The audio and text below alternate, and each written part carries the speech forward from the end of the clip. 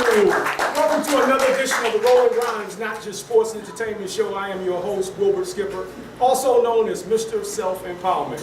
We're taping live at the Society Lounge, 8229 Georgia Avenue in Silver Spring, Maryland. Listen, folks, if you're ever in the downtown Silver Spring area, you need to stop in. The food is great, the drinks is great, and the staff is even greater.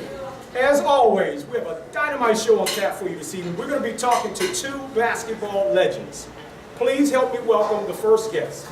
The gentleman sitting to my far left, he played high school basketball in Baltimore, Maryland at Forest Park. He then took his worthy basketball credentials and decided to play at Bowie State University, right here in Maryland. He tested the waters with the NBA, with the Detroit Pistons, and also with the Phoenix Suns. He then took his basketball credentials overseas, where he played for several years in Europe.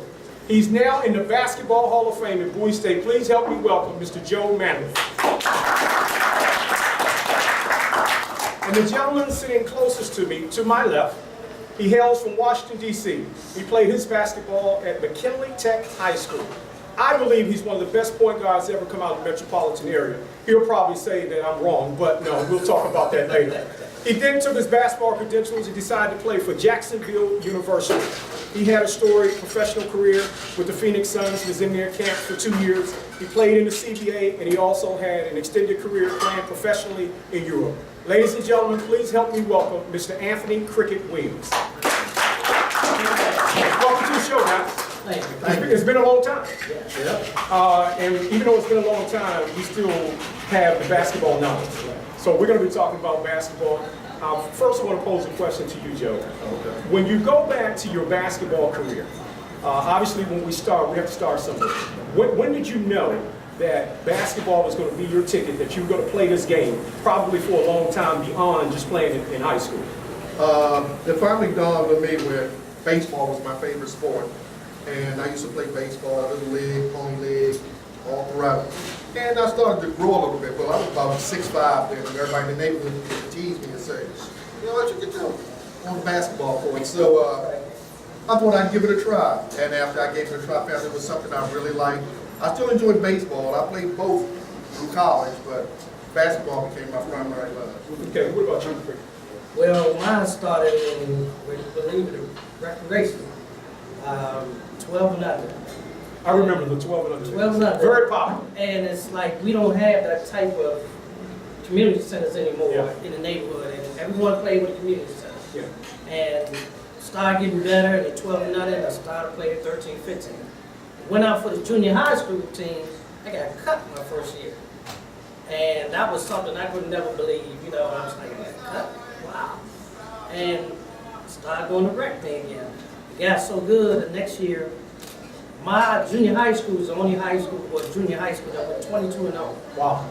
Wow. I had guys like Shirley Martin, Gus Bowles went to Coolidge, Robert Newton went to Easton, and Eric Banks. That was starting 5. Yeah. Right. Well, we know basketball tradition is very rich in the Washington metropolitan area. When I was playing basketball, as I was coming up, there was one gentleman by the name of Glenn Harris, who was a sports talk host for Channel 8 Sports Talk. He was very instrumental in helping me stay focused. I was this young kid thinking I could play, and I felt like I could play, but there were a lot of people pulling me in different directions, telling me that I should not play basketball. When you look back at both of you all's careers, who were some of the people that were instrumental in helping you along the way as you pursued your dream? Well, myself was, like I said, it started from recreation, junior high.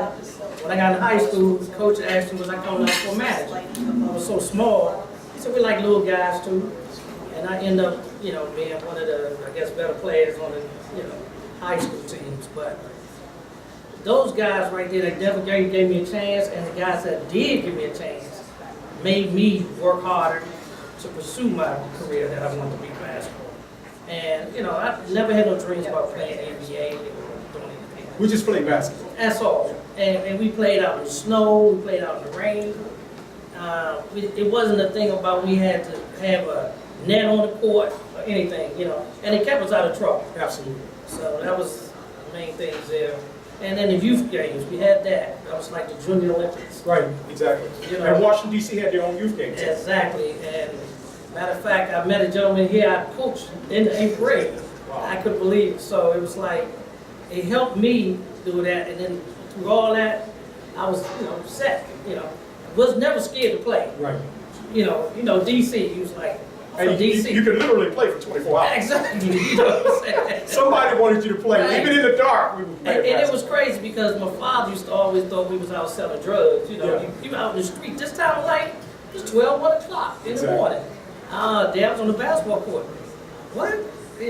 And that kind of thing that influenced me to keep playing and keep playing and keep playing. And so it made me for what I was. And I What wouldn't about get to turn around. And what about you, Joe? Not to piggyback on what Cricket is saying, but the rec center in Baltimore where I grew up in, basically, nobody really played basketball, so everybody was playing baseball.